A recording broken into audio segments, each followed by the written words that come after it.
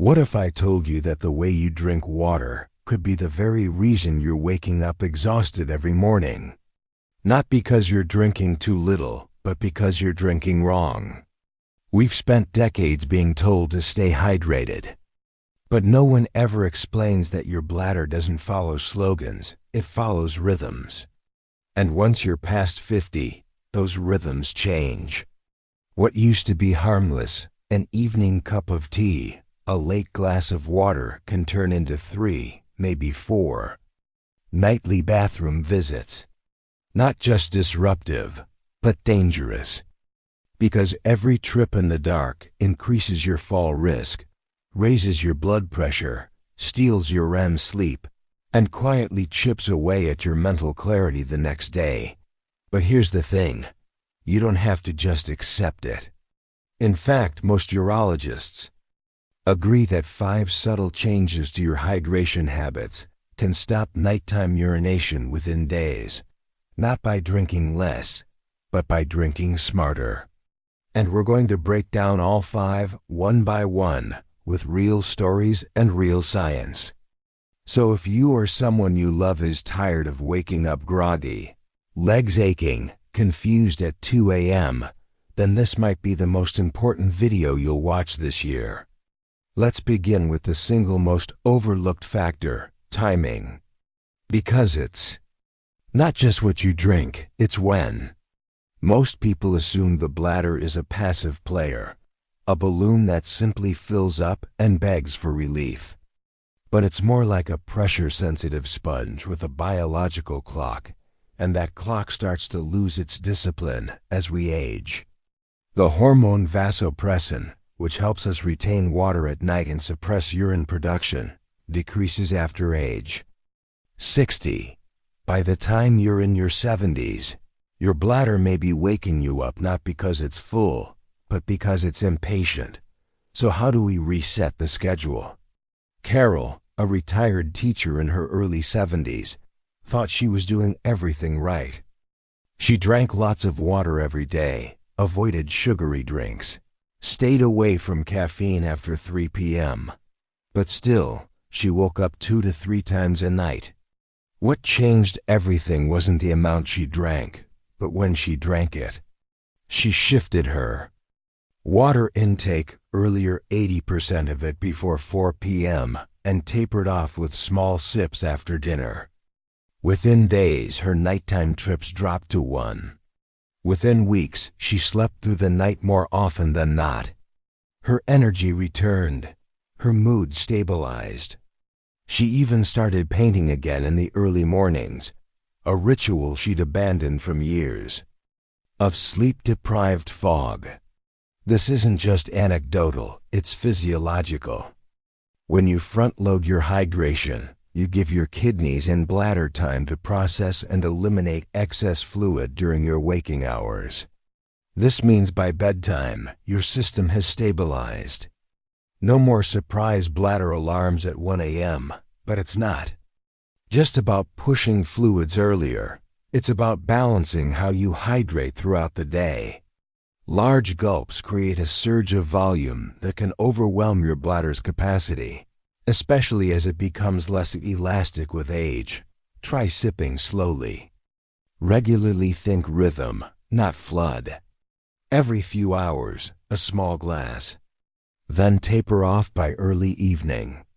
Your bladder will thank you in stillness, not in sudden jolts from deep sleep. And don't forget, it's not just water that counts. That cup of broth, your afternoon coffee, even a juicy pear, your bladder doesn't discriminate. All fluids contribute. So part of the solution is becoming aware of your intake from all sources. A food diary, even for just 3 days, can reveal hidden culprits. That second cup of green tea at 6 p.m., that bowl of watery soup before bed, they may be the silent saboteurs of your rest. The goal isn't dehydration, it's hydration on your terms. Measured, mindful, aligned with your body's rhythms, not social routines. And when you get that right, you don't just sleep better, You feel better, think clearer, and reduce your risk of falls, inflammation, and even depression. Because sleep is not optional, it's foundational. And stopping nighttime. Peeing starts with knowing your bladder's clock and respecting it. 2. Bladder strengthening exercises. Use Kegel exercises to build pelvic floor strength and bladder control. Contract and hold pelvic muscles, like stopping urine midstream, then release. Do 3 sets of 10 reps daily. Bladder training scheduled. Voiding can help extend bladder capacity. Lifestyle tips. Maintain a healthy weight, avoid constipation, and exercise regularly. If timing is the first step to sleeping through the night, then strength is the second. Because a weak bladder doesn't care how smart your schedule is, it only cares how long it can wait. And for many people past 60, the answer is not very long. But what's rarely discussed outside of urologist offices is this: your bladder is a muscle. And just like any other muscle in your body, it can be trained, strengthened, and reconditioned even in your 70s, 80s, or beyond. Let me introduce you to Walter. He's 76 and a former mechanic. Decades of squatting, lifting, and hard labor taught him everything about tools, except the ones in his own body. After his 3rd fall in the bathroom in under 2 years, he stopped, accepting it's just part of aging, and started searching. What he found shocked him: pelvic floor therapy. Yes, the same pelvic muscles associated with childbirth and core control are central to bladder control. With the help of a physical therapist, Walter began doing simple exercises, no weights, no machines, just conscious tightening of muscles he never knew he had. Kegel exercises specifically. You've probably heard of them, but few people understand how transformative they can be when done correctly. The key is subtle engagement, not clenching your thighs or your abs, but isolating the muscles you'd use to stop urine midstream. That's your pelvic floor. Contract, hold, release, repeat, slowly, purposefully, ideally 3 sets of 10. Daily. But even 5 minutes a day can create real changes within weeks. Walter didn't just see fewer bathroom trips, he saw increased confidence. No more panic when leaving the house. No more looking for the restroom before checking a menu. And most importantly, fewer interruptions during sleep. But let's be clear, Kegels are not magic, they're maintenance. And for many people, they require guidance at first. A pelvic floor specialist, often a physical therapist trained in urology, can assess technique, tailor a plan, and help you engage the right muscles. Because tightening the wrong ones won't just waste time, it might cause new problems. But bladder strengthening isn't just about squeezing muscles in silence. It's also about training behavior. That means bladder training, using the bathroom at scheduled intervals, not just when the urge strikes. You begin with your current average time between voids, say 90 minutes, and slowly stretch it by 15-minute increments over time. The goal?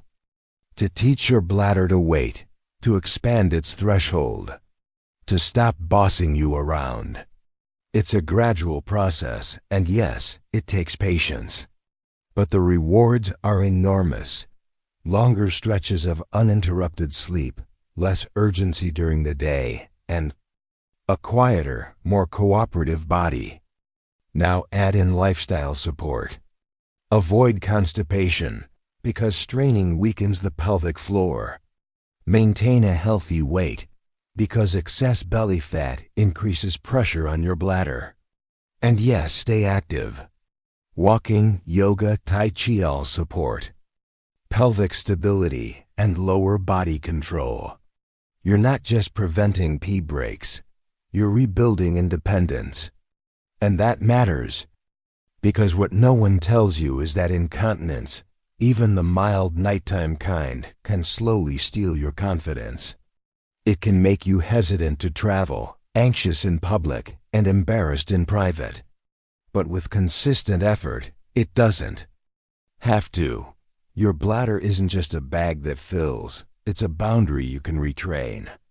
Not to control you, but to cooperate with you. Like Walter says, I spent years letting my bladder lead. Now I lead it. That's what strength looks like at any age. 3. Consistent evening routine. Finish your last drink 2 to 3 hours before bedtime. Empty bladder right before sleep. Avoid screens, news, or stimulation before bed to boost melatonin production. Keep bedroom cool, quiet, and dark to promote deep sleep. Time medications carefully. Some may increase urine output. If your bladder is a creature of habit, then your evening routine is its trainer. The truth is, most of us treat bedtime like an afterthought, a final exhale after a long day of noise, distraction, and stimulation. But if you're someone who wakes up groggy, frustrated, or still tired after 8 hours in bed, the real culprit might not be how long you slept, it might be how you prepared to sleep. And that begins with a ritual. Karen, a 78-year-old former school librarian, used to call herself a restless sleeper. She'd turn in around 10 p.m., sip out a chamomile tea, scroll her phone, and then inevitably wake up 2 or 3 times throughout the night, always blaming her aging bladder. But her story changed when she changed her rhythm. She stopped drinking anything, water, tea, soup by 7 p.m. She turned off her phone an hour before bed. She dimmed her lights at 8:30 and read a real book. And right before she crawled under her weighted blanket, she went to the bathroom every night at the same time. What happened next wasn't magic, it was biology. Our bodies crave consistency. Hormones like melatonin, which helps regulate sleep cycles, flourish in predictable environments. But so do your kidneys and bladder. When your evenings follow a routine, your body begins to preemptively adjust fluid production, bladder sensitivity, and even your heart rate. You're not just creating calm, you're training your internal systems to relax. Think about it.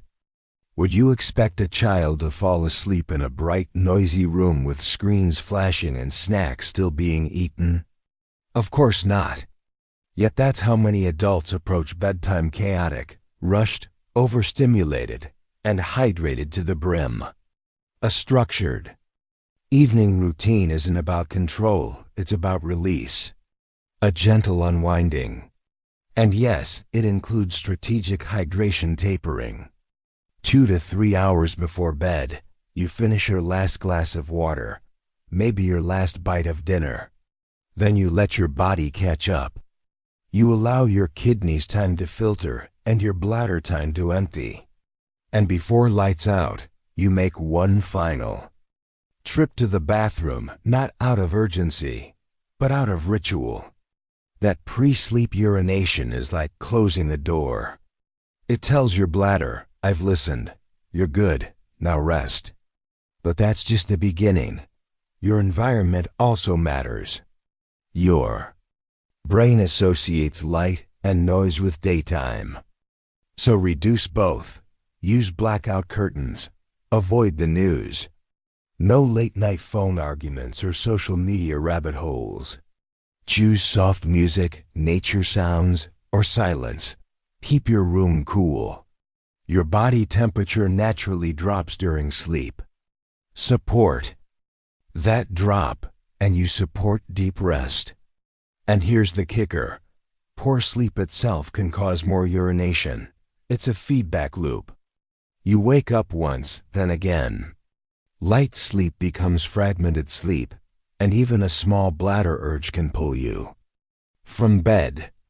But when you reach deep sleep, slow wave, REM level sleep, your bladder calms. the need to pee recedes.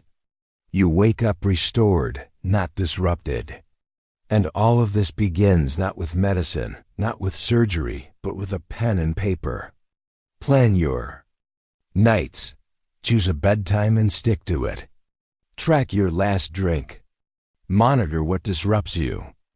And build a 30-minute window before bed that honors the fact that your body is older, wiser, and a little more sensitive now.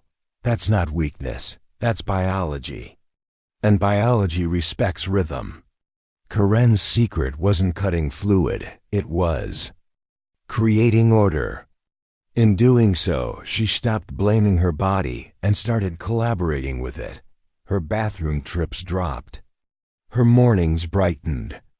And for the first time in years, she described her sleep as deep. And you deserve that too. 4. Mindful hydration habits. Hydrate early in the day with small, steady sips, not big gulps. Use filtered water to avoid bladder irritation from hard water. Choose warm, non-caffeinated, non-alcoholic beverages, for example, herbal tea. Monitor. Electrolyte balance imbalances can lead to fluid retention and nighttime urination. Keep a hydration and bathroom log to identify patterns. We've all heard the phrase, drink 8 glasses of water a day. It's printed on health blogs, whispered by fitness coaches, and repeated like gospel in doctors' offices. But here's what they never explain when you drink those. Glasses matters more than how many.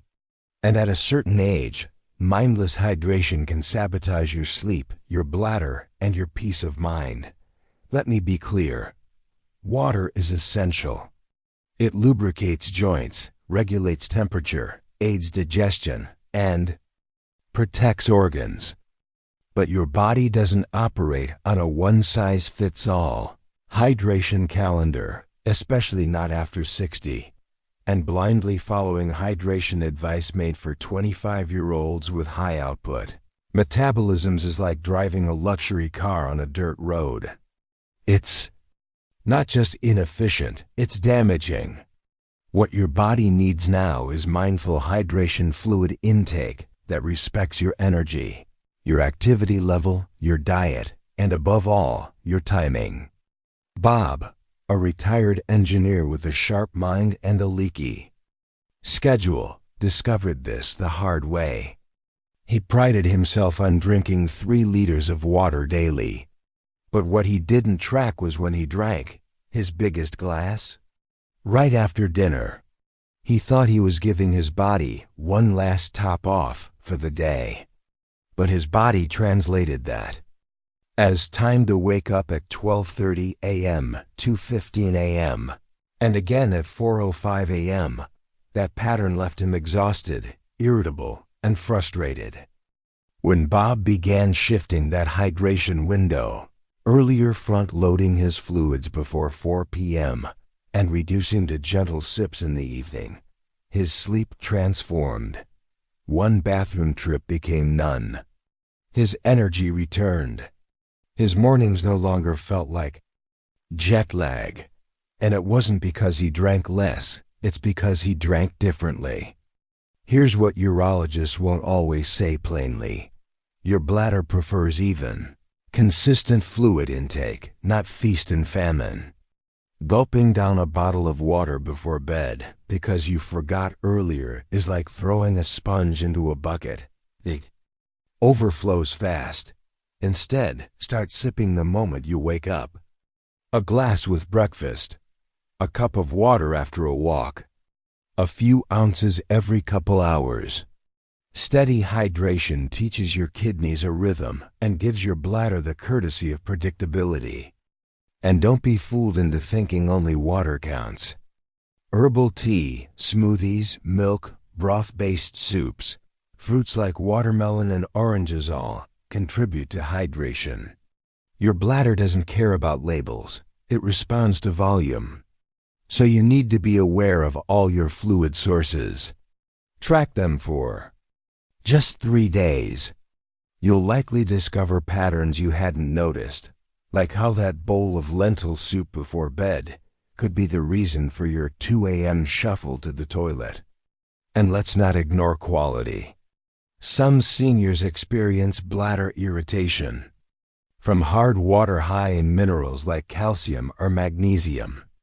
Filtered water, in contrast, may reduce urgency. Bob made this switch too. He also swapped his nightly cold water for warm lemon water in the afternoon, gentler on the bladder and still hydrating. Temperature matters. So does pacing. Sipping slowly allows your body to absorb water rather than rush it to the kidneys. And when in doubt, choose stillness over stress. A panicked attempt to hydrate late in the day will always backfire. Aim for a hydration curve high in the morning, tapering by evening. Your bladder is not an enemy, it's a messenger. And when it starts shouting at midnight, it's usually because we didn't listen at noon. Hydration, when done mindfully, becomes medicine, not just for your bladder, but for your sleep, your digestion, your clarity, and your mood. It's about drinking in sync with your day, not trying to fix your night with last-minute gulps. And, most importantly, it's about honoring how your body changes, because aging doesn't make you broken. It just requires better listening, smarter rhythms, gentler pacing, and a willingness to adapt. Bob didn't hydrate less. He hydrated wiser. And now, so can you. 5. Reduce caffeine and alcohol. Both are diuretics that increase urine production and irritate the bladder. Caffeine also disrupts sleep and can linger in your system longer with age. Alcohol reduces REM sleep and causes more awakenings. Limit or avoid these drinks after lunch to protect your sleep. Even decaf coffee and some teas contain small amounts of caffeine. Read labels. Sometimes the things that disturb your sleep the most don't come from inside your body, they come from your cup. And while everyone knows caffeine gives you energy and alcohol helps you unwind, very few understand what these drinks actually do to your bladder, especially as you age. Let's start with the illusion. Caffeine and alcohol seem harmless in moderation. A cup of coffee with friends, a glass of wine at dinner, a warm mug of tea before bed. But the bladder doesn't measure moderation by ounces, it measures it by impact. And after 60, the impact of these substances becomes louder, sharper, and harder to ignore. George, a 75-year-old grandfather and former jazz musician, found this out during what he called his bathroom concert series, a nightly routine of waking up every 90 minutes to urinate, sometimes with urgency, sometimes with struggle, always with exhaustion. His days felt foggy, his memory dulled. He thought it was just aging. But when his doctor asked about his evening routine, George confessed, 2 cups of black coffee after 5 p.m., followed by a glass of red wine before bed. It was his ritual, his comfort zone. But it was also a trap, because caffeine doesn't just stimulate the brain, it stimulates urine production. It irritates the lining of the bladder, increases urgency, and can cause detrusor overactivity where the bladder muscle contracts involuntarily. And alcohol? It's even trickier. Though it initially feels relaxing, it dehydrates you, disrupts deep sleep stages, increases nighttime urine volume, and suppresses vasopressin, the hormone that usually keeps nighttime urination in check. George didn't need a new prescription. He needed a new pattern. He started by cutting off all caffeine by 2 p.m. Then he swapped his nightly wine for a small cup of herbal tea, caffeine-free and bladder-friendly, like chamomile or rooibos. The change didn't happen overnight, but by the end of 2 weeks, George noticed something strange. His music came back. Not literally, but his rhythm, his energy, his sharpness. His nights grew quieter, his mornings brighter.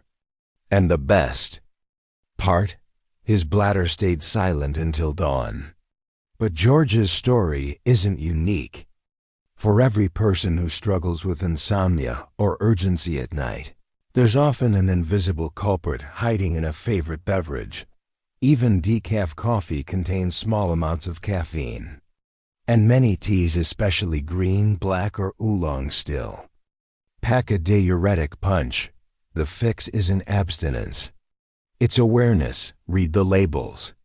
Choose herbal options that are certified caffeine-free. Watch for sneaky sources: chocolate, energy bars, flavored waters. And when it comes to alcohol, the time of day matters.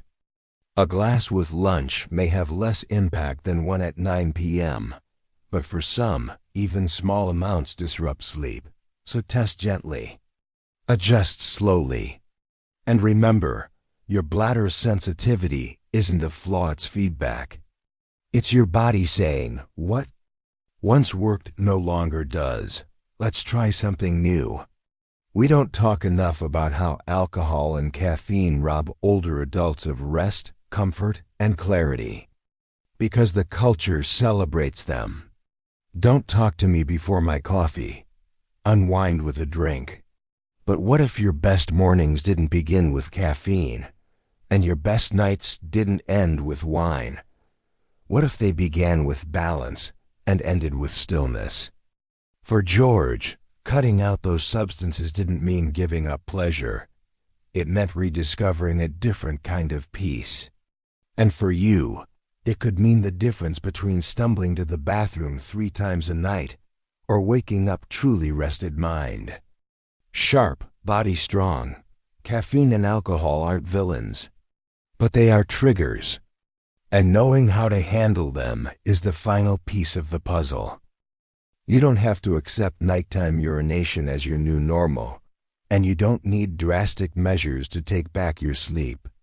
Just 5 subtle changes: rethinking when you drink, how you move, what you consume, when you unwind, and how you hydrate. These aren't just urology tips. They're invitations to collaborate with your body, not fight it. To sleep through the night, not dread it. To age with power, not passivity. Because every step you take toward better bladder health is a step toward better living. And it starts now with 1 sip, 1 shift, 1 evening at a time.